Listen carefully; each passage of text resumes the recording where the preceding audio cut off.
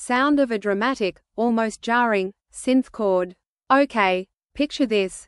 What if I told you the biggest cover-up in history wasn't about aliens, or ancient civilizations, but about something happening right under our noses, for years, and the people meant to protect us just didn't? And not just didn't, but actively ignored it? Yeah, it's that heavy. Beat drops, something with a driving, urgent rhythm. The Home Secretary just announced a national inquiry into child sexual exploitation and abuse. But this isn't your standard, we're looking into it, kind of thing. This is a deep dive, a reckoning. Baroness Anne Longfield, former Children's Commissioner, is leading it. And she's not alone. She's got Zoe Billingham and Eleanor Kelly with her. These aren't just names on a paper, they're people who've seen the worst of what institutions can do, and the worst of what people can do. Music becomes more intense, almost accusatory. We're talking about grooming gangs. Jargon, right? But what it means is children being systematically abused, violated, by multiple men, over multiple occasions. And the state, the police, social services, even people in positions of power, they often turned a blind eye. Or worse, the Home Secretary herself said it, an abject failure by the state in its many forms to fulfill its most basic duty. That's not something you hear every day. Beat shifts slightly, more reflective but still serious. And here's where it gets really uncomfortable.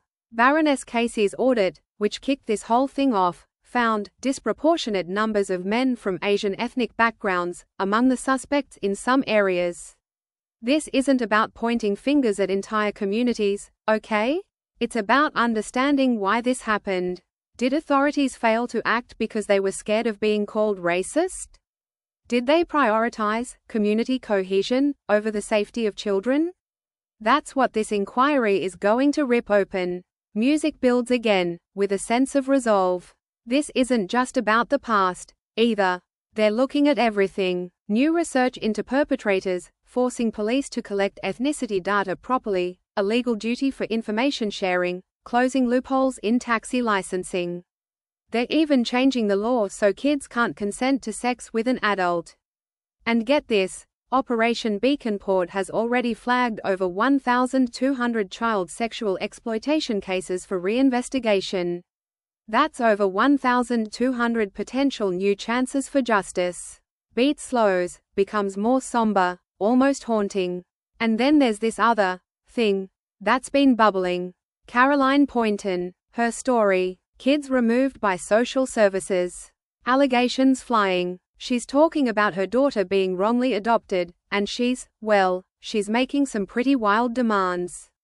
She even says she'll send Poltergeist Hitler and Jack the Ripper after them. It's intense. It's a whole other layer of desperation. Music stops abruptly, leaving a moment of silence.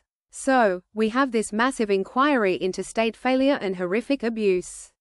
And then we have these personal, desperate pleas. It makes you wonder, are these separate issues? Or are they all part of the same broken system? Sound of a single, echoing piano note fades out.